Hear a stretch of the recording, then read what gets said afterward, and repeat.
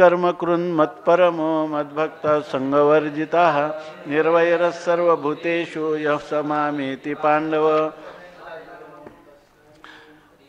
हरिः ओं तत्सदिति श्रीमद्भगवद्गीतासु उपनिषत्सु ब्रह्मविद्यायां योगशास्त्रे श्रीकृष्णार्जुनसंवादे दर्शनयोगो नाम एकादशोऽध्यायः। श्रीकृष्णार्पणमस्तु। श्रीगुरुचरणारविंदार्पणमस्तु।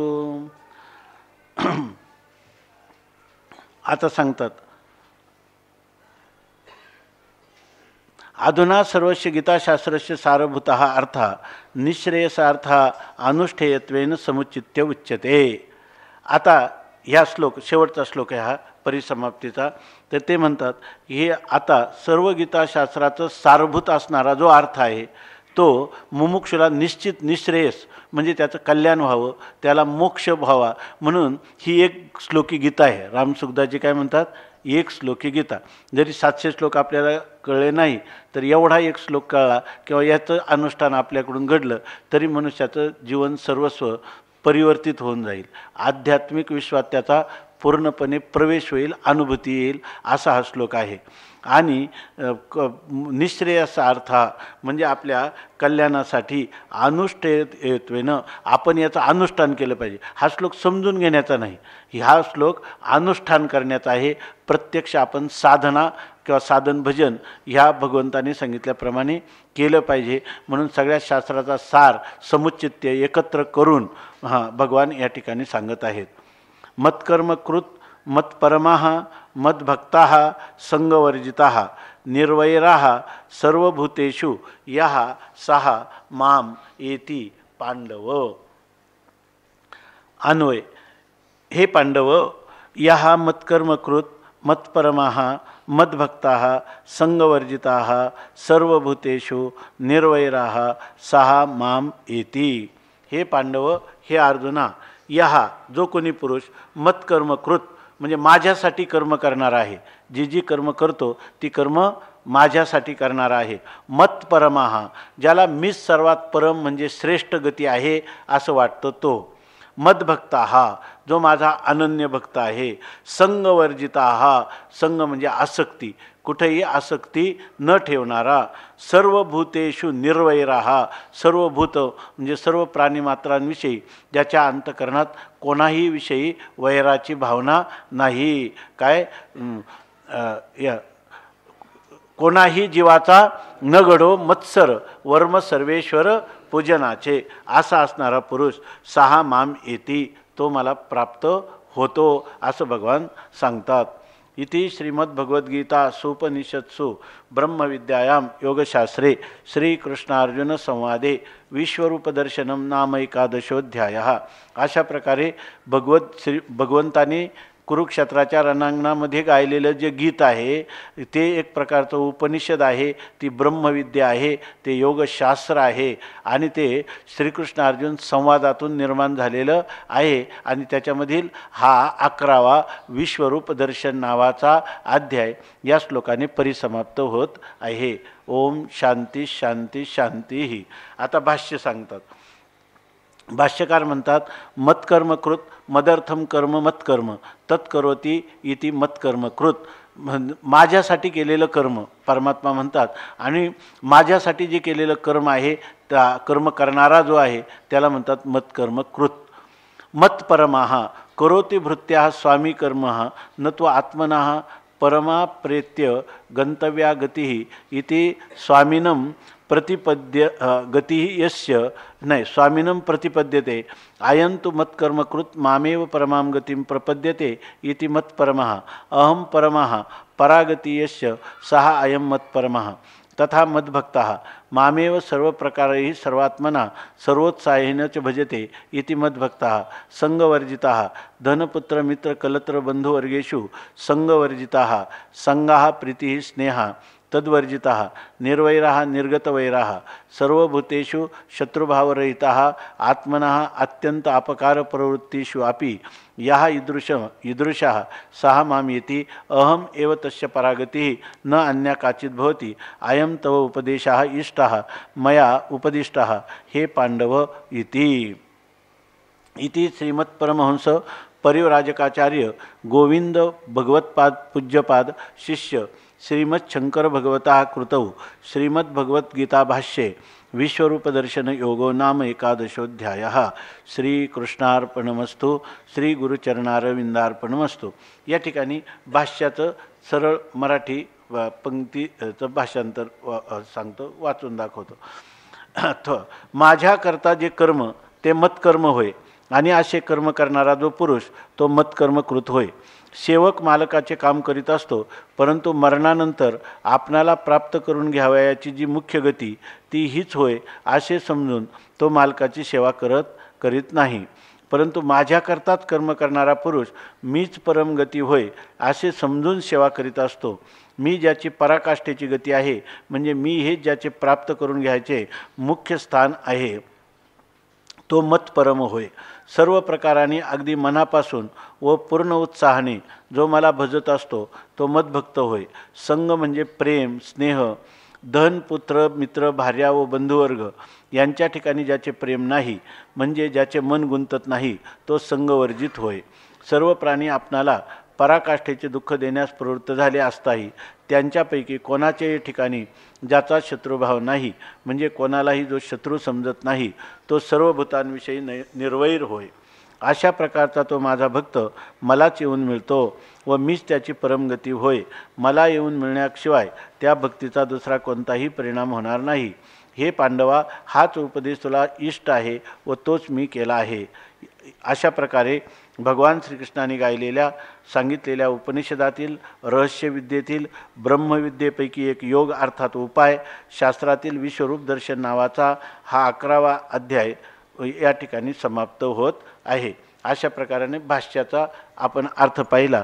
आता भगवान माऊली सांगतात, जो मजची एका लागी कर्मे वाहतसे अंगी दया मज वाचोनी जगी गोमटे नाही.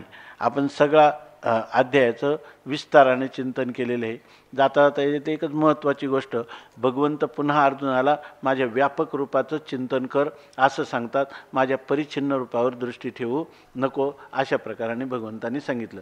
आणि हे प्राप्त होण्यासाठी माझ्या भक्तीने हे विश्वरूप प्राप्त होतं असा एक भाग सांगितला. आणि त्याच्यानंतर ह्या विश्वरूप दर्शनाची योग्यता कधी प्राप्त होते, तर मत्कर्म करून मत्परमो मद्भक्ता संगवर्जिता निर्वैराः सर्वभूतेषु साहा माम येती पांडव, तो याचा अधिकारी होतो असं आतापर्यंत चिंतन झालेलं आहे. याच्यामध्ये भगवंताचं मन नेहमी काय हे संकोचाकडं नाही, संकोचनी कार्य झालाशी लहान घेई आपोषण ब्रह्मांडाचे, अर्थात विश्वरूप दर्शन तू कर हे सांगण्यात अगदी भगवंताचं मनोगत आहे. हे आतापर्यंत ह्या अध्यायाने स्पष्ट केलं आहे की नाही. जो मजची एका लागी कर्मे वाहतसे अंगी जया मज वाचोनी जगी गोमटे नाही. जो म्हणजे जो भक्त एक मजची एका लागी केवळ एकट्या माझ्यासाठी अंगी कर्मे वाहत असे आपल्या शरीराने ही कर्म करतो. ती कर्म करतो म्हणजे काय, स्वतःला काही त्याच्यापासून लाभ व्हावा सकाम रीतीनं करत नाही. ही कर्म तया सर्वात्मका ईश्वरा स्वकर्म कुसुमांची वेरा पूजा केलिया होय अपारा तोषा लागी मग तिये पूजे रिझलेनी आत्मराजे वैराग्य सिद्धी देजे पसायतया. आणि त्याला जगात सर्वात चांगलं काय वाटतं, जया मज वाचूनी जगी गोमटे नाही, ज्याला माझ्याशिवाय जगात काही सौंदर्य वाटत नाही, सत्यम शिवम सुंदरम फक्त परमात्माच आहे असं ज्याला वाटतं. दृष्टादृष्ट सकळ जयाचे मीची केवळ जेने जिने याचे फळ मजची नाम ठेविले. त्याला दृष्ट म्हणजे इहलोकातलं कोणतंही सुख असो, अदृष्ट म्हणजे परलोकातलं सुख असो, त्याला त्या दृष्ट फुलाची इच्छा नाही आणि अदृष्ट नाही.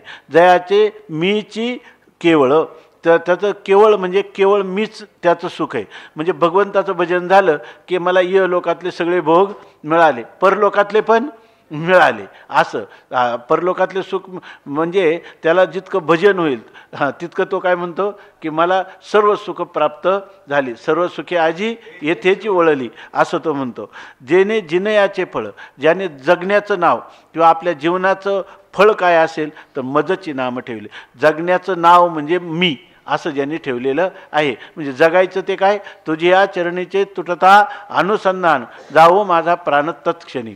म्हणजे आपल्या जीवनातला क्षण ना क्षण फक्त परमात्म्यालाच समर्पण केलेला आहे. मग हे करता करता मग भूते हे भाष्य विसरला, जे दिठी मीचे आहे सुदला, म्हणून निर्वैर झाला सर्वत्र भजे. हे निर्वैर होण्याचं एकच साधन आहे. तुकाराम महाराजांचा एक अभंग आहे, निर्वैर होणे सर्व भूतासवे, साधन बरवे हेची एक ना. असं आहे की सर्व प्राणी मात्रांमध्ये निर्वैर व्हायचं असेल तर सर्वत्र त्याला परमात्म्याची दृष्टी केली पाहिजे. सर्वत्र परमात्मा दृष्टी हे पदार्थ नसून हा काय आहे, माझा परमात्माच या पदार्थाच्या, व्यक्तीच्या, प्रसंगाच्या रूपाने नटलेला आहे. म्हणून तो प्राणी मात्र दिसतात. हे प्राणी मात्र ही भूत, हा प्राणी आहे, स्त्री आहे, हा पुरुष आहे, हा श्रेष्ठ आहे, कनिष्ठ आहे, हा चतुष्पाद आहे, हा द्विपाद आहे, हे भूत हे भाषाच तो विसरून गेलेला आहे, भाषाच विसरला. जे दिठी मीचे आहे सुदला, कारण त्यांनी काय केलं, दृष्टीतच मीची सुदला, मलाच दृष्टीमध्ये घातलं आहे. म्हणजे दृष्टीमध्ये मलाच घातलं आहे. म्हणजे या ठिकाणी तो दृष्टी, दृश्य आणि द्रष्टा या रूपाने तो कोणाचं दर्शन करतो, माझंच. त्रिपुटीमध्ये भेद पाहत नाही, त्रिपुटी मध्ये सर्व एकच परमात्मा, माझ्या इष्टदेवतेचं स्वरूप सर्वांमध्ये अनुष्यूत आहे असं पाहतो. मग आपलं इष्टदेवता जे आहे तिच्याविषयी आपल्याला कधी वैर वाटेल का, वैराची भावना होईल का? तसा समोरची व्यक्ती ही परमात्म्याचं रूप असं जर पाहिलं तर त्याच्याविषयी वैराची भावना निर्माण होईल का? नाही. म्हणून म्हणतात मनोनी निर्वैर झाला, म्हणून तो काय झाला, वैररहित झाला. त्याला कोणाच्याही विषयी वैराची, मत्सराची, द्वेषाची भावना ही पूर्णपणे लुप्त झाली, नष्ट झाली. आणि मग नष्ट झाल्यावर वैराची भावना नसेल तर याचं प्रतीक आहे, याचं प्रत्यय कशावरून घ्यायचा, सर्वत्र भजे. तो सर्वत्र यांचं काय करतो, सर्वत्र हे परमात्म्याचीच रूप आहे. अवघी रूपे तुझी देवा, करू वंदू भावे करू सेवा, अशा रीतीने त्यांचं भजन करतो. दुसरं एक त्याचं 6व्या अध्यायात आपण चिंतन केलं होतं की ह्या पुरुषाचा हा निर्वैर झालेला आणि सर्वत्र परमात्म्याची अनुभूती घेणारा पुरुष लोकव्यवहारात कसा राहतो. तर त्या लोकव्यवहारामध्ये त्याचं असं असतं, मधुसूदन सरस्वतींनी पण लिहिलं की ज्याच्यामधून आपल्याला दुःख होतं ते दुसऱ्याला दुःख देणं होईल असं तो करीत नाही. ज्या गोष्टीनं मला दुःख होतं अर्थात त्या गोष्टीनं दुसऱ्यालाही दुःख होईल म्हणून तो ते करत नाही. आणि ज्या गोष्टीनं आपल्याला आनंद होतो ती दुसऱ्यासाठी केल्याशिवाय राहत नाही. आत्मौपम्येन सर्वत्र समम पश्यती अर्जुन, सुखम वा यदि वा दुःखम सयोगी परमो मता. आणि तो भगवंताने सांगितला तो सर्वात श्रेष्ठ योगी आहे असं त्याचं वर्णन करतात. समर्थाने लिहिलं, पेरावे तैसे उगवते आणि बोलिल्यासारखे उत्तर येते, तरी मग कर्कश बोलावे हे काय निमित्त. माणसाने कर्कश बोललं आपल्याला तर आपल्याला राग येतो, मग दुसऱ्याला कर्कश बोलण्याचं काय कारण आहे. असा हा पुरुष जो आहे निर्वैर झाला, सर्वत्र भजे. आता हा भक्त झाला, जोपर्यंत आहे तोपर्यंत तो काय करील, अखंड परमात्म्याची सेवा करील. पण ज्या वेळेला त्याचं शरीर पडेल तेव्हा काय होईल, त्याची पुढची गती काय. इतर लोकांना जसं काही दृष्ट फल मिळतं, मरणोत्तर अदृष्ट फल मिळतं, तसं याला दृष्टादृष्ट तर याने सगळं परमात्मा हेच आपल्या जीवनाचं नाव ठेवले. आता त्याचं ते पुढं काय तर त्याविषयी सांगतात. ऐसा जो भक्तो होय तयाचे त्रिधातुक हे जै जाये, तै मीची भोवनी ठाये पांडवागा. ते म्हणतात आता जिवंत असताना सगळ्या व्यवहारामध्ये तो काय सगळं त्याचं चित्त कुठं होतं, परमात्म्याजवळ होतं. त्यांनी सांगितलं ना, नाना गायत्रे डोंगरी परी चित्त बांधिले वत्से घरी. तशी जशी त्याची स्थिती होती त्याचं चित्त कायम परमात्म्याच्या ठिकाणी होतं. पण चित्त नावाचा पदार्थ शरीरात राहत होता ना, श्वासोश्वास चालू होते तोपर्यंत त्याची ही जीवनं झाली. हे त्याचं जीवनमुक्तीचं विलक्षण सुख त्यांनी या रूपाने भोगलं आहे की नाही. परंतु त्याचे त्रिधातुक, 3 धातू म्हणजे वात पित्त आणि कफ, ह्या 3 धातू म्हणजे 3 दोषांनी हे शरीर बनलेलं आहे. तेव्हा किंवा ऐसा जो भक्त होय, असा जो भक्त आहे आणि तयाचे त्रिधातुक जैद आहे, त्याचं हे 3 धातूने बनलेलं शरीर जेव्हा जातं म्हणजे हे शरीर पडतं, म्हणजे ह्या शरीरातून प्राणांचं उत्क्रमण होतं. तेव्हा ते प्राण कुठं जातात, त्याचे प्राण कुठं जात नाही. न तस्य प्राणा उत्क्रामंती, त्याचे लोकांतराला कुठं जात नाही. त्याला ये लोकातलं सुख पाहिजे का, ती वासना होती का त्याच्या अंतःकरणात. परलोकातलं सुख पाहिजे होतं का, ती वासना होती का त्याच्या अंतःकरणात.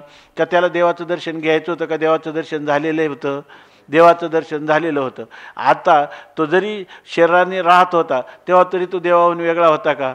मग जर तो अगोदरच जिवंत असताना देवाहून वेगळा नाही तर मेल्यानंतर कुठं जाणार आहे तो? 8व्या अध्यायात वय आहेत ना, ते मरणा आयलीचकडे मजची मिळून गेले पुढे, ते मरणी आणिकीकडे जातील की. मरणानंतर कुठं जाणार आहेत? तर म्हणून सांगतात तो मीच होऊन ठाये पांडवगा, तो माझच स्वरूपाशी एकरूप होऊन जातो, तो मीच होऊन जातो. असं कोण बोललं?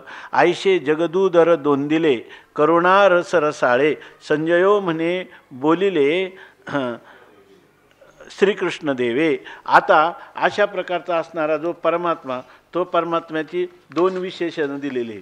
जे काय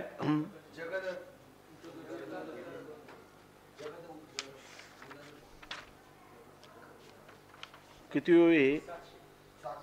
हां, जगदूदर दोंदिले करुणा रस रसाळे, संजयो म्हणे बोलिले श्रीकृष्ण देवे. या ठिकाणी जगत हे ज्याच्या उदरामध्ये साठवलेलं आहे, परमात्म्याच्या उदरामध्ये संपूर्ण जगत साठवलेलं आहे. त्याचं गणपतीचं जसं वर्णन केलं ना, त्याचं पोटकाम म्हणून मोठे आहे. काय सांगितलं? आकार चरणयुगल उकार उदर विशाल मकार महामंडल मस्तकाकारे. तर ह्या परमात्म्याच्या पोटात सगळं जग सामावलेलं असल्यामुळं त्याला 2 आले, म्हणजे ते पोट पुढं आलेले, मोठं झालेले.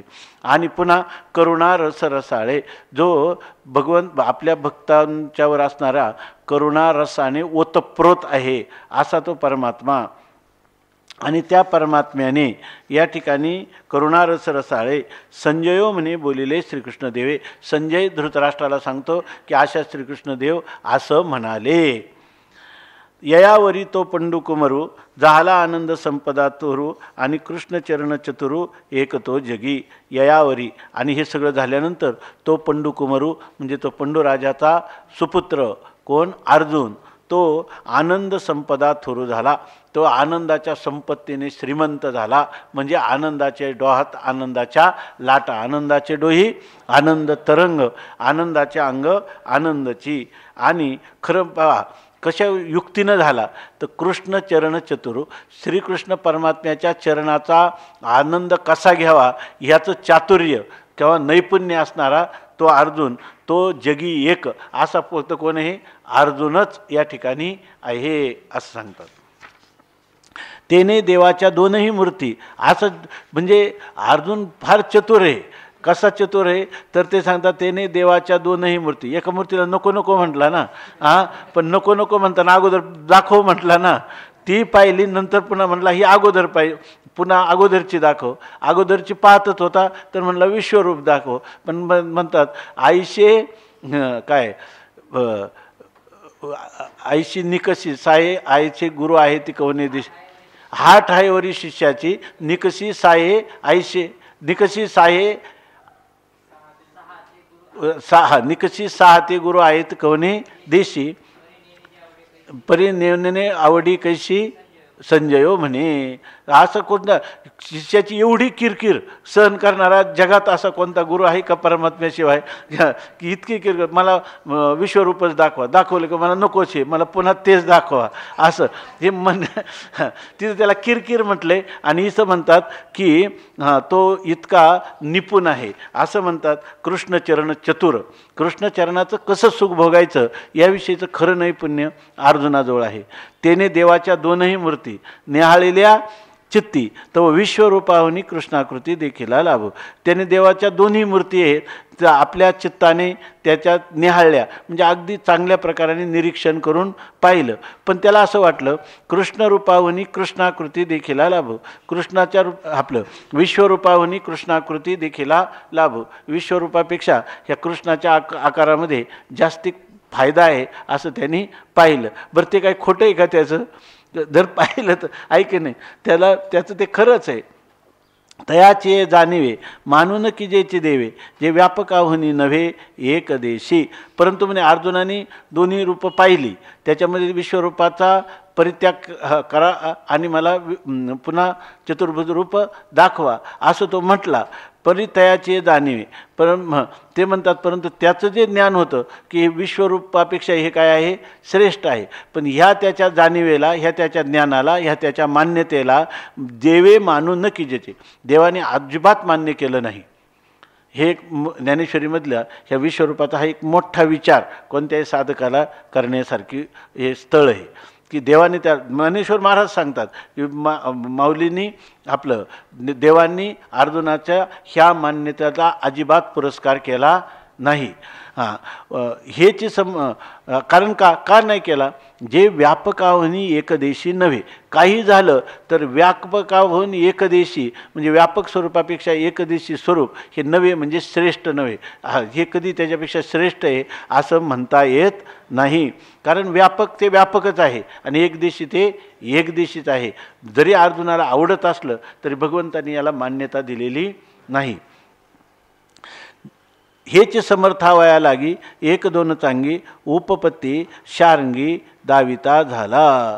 ते म्हणतात हेच समर्थावया लागी, भगवंताने आपलं समर्थन करण्यासाठी एक दोन चांगी उपपत्ती म्हणजे काही 4-2 किंवा 1-2 अशा चांगल्या प्रकारच्या उपपत्ती किंवा उदाहरणं या ठिकाणी अर्जुनाला काय देव द्यायला लागले.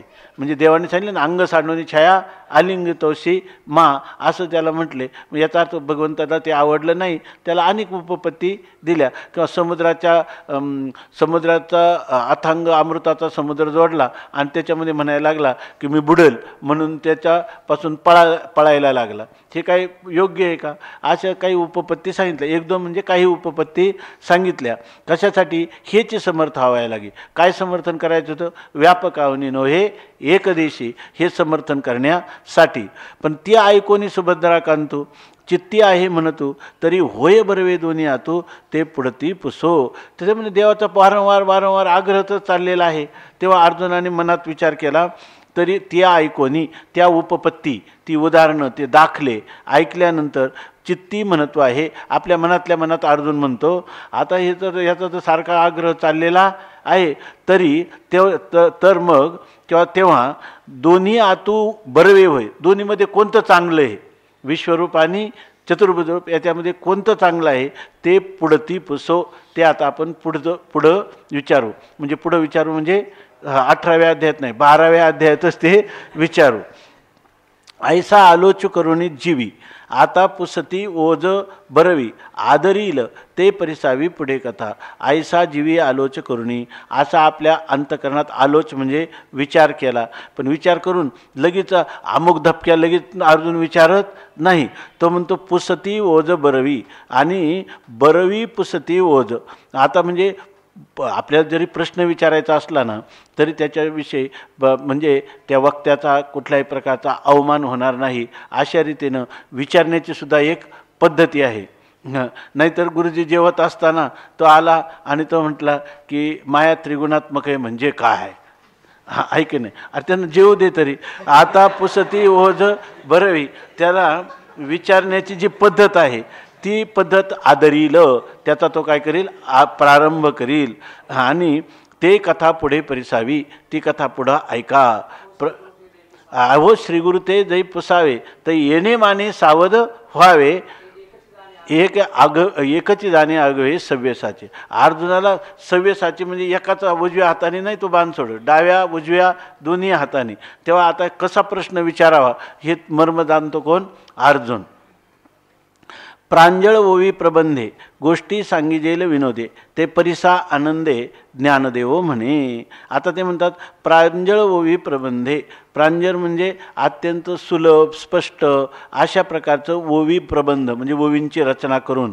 विनोदे गोष्टी सांगेल, विनोदे म्हणजे आनंदाने तुम्हाला ही कथा मी सांगणार आहे. ते परिसा आनंदे परिसा कथा सांगणार आहेत, पण आजच उशीर झाला आणि जेवणाची वेळ होऊन गेली असं म्हणू नका. आनंदे परिसा, आनंदाने ऐका असं म्हणतात. असं ज्ञानदेव म्हणे, असं ज्ञानेश्वर महाराज म्हणतात. बरोनी सद्भावाची अंजुळी मिया ओविया फुले मोकळी आरपिली अंघ्री युगुली विश्वरूपाच्या. या ठिकाणी सांगतात की सद्भावाची अंजोळी भरवली. सद्भाव म्हणजे आपल्या अंतःकरणात असणारी शुद्ध श्रद्धा, ती श्रद्धारूपी अंजोळ ती मी भरली. आणि त्याच्यामध्ये काय, ओविया फुले मोकळी, ह्या ज्या ओव्या आहेत ना, ह्या ओव्या म्हणजे मोकळी फुलं. मोकळी फुलं म्हणजे काही फुलं हारात एकानंतर एक व्यवस्थित गुंतलेली असतात, गुंफलेली असतात. तसं नाही, मी हे मोकळ्या मनाने ही जी फुलं आहेत तर ती माझ्या श्रद्धारूपी अंजळीमध्ये घेतली. आणि ही मोकळी असणारी फुलं ही विश्वरूपाच्या अंघ्री युगली अर्पिली. हे जे विश्वरूप आहेत त्याच्या अंघ्री युगली म्हणजे त्याचं चरणकमळ, त्या चरणकमळाला मी समर्पित केलेले आहेत. म्हणजे ही जी शब्दकुसुमांजली ओवी रूपाने रचनाबद्ध केली ती ह्या विश्वरूपालाच मी समर्पण करतो. जिथं मोकळी फुलं लिहिली याचा अर्थ प्रांजळ अशा प्रकारचं सरळ करता करता मी जे बोललो त्या बोलण्यामध्ये ही काही शृंखलाबद्ध अशाच प्रकारचं बोलणं झालं असेल असं नाही. वास्तविक इतक्या शृंखलाबद्ध माऊली बोललेले आहेत का जगात कोणीच असं मान्य करणार नाही. पण माऊली म्हणतात की मी ओविया फुले मोकळी, आणि काही असू द्या, करविली तैशी केली कटकट, वाकडी की नीठ देव जाणे, कोणा कारणे हे झालेशे निर्माण, देवाचे कारण देव जाणे. तुका म्हणे मी तो अभिमाना वेगळा, घालूनी गोपाळा भार असे. गोपाळा भार घालूनी कसा असे तर विश्वरूपाच्या अंघ्री युगली अर्पिली. त्या परमात्म स्वरूपाच्या ठिकाणी हे चिंतन आपण त्या ठिकाणी समर्पण केलं असं माऊली सांगतात. इति श्री ज्ञानदेव विरचितायां भावार्थदीपिकायां दशोऽध्यायः. श्रीकृष्णार्पणमस्तु. श्रीगुरुचरणारविन्दार्पणमस्तु. पुंडलीकवरदा हरिविठ्ठल. ज्ञानदेव तुकाराम ज्ञानेश्वर महाराज की जय. जय जय वो शुद्धे उदारे प्रसिद्धे, अनवरतानंदे वर्षते. विषय व्याळे मिठी दिदलिया नुठी ताठी, ते तुझिया कृपा निर्विषय. कैसे निवो शुकुजाळी, जरी प्रसाद रस कल्लोळी प्रेषितो. सुखाचे सोहळे सेवका तुझे निस्नेहाळे, सोहम सिद्धीचे लळे पाळीशी.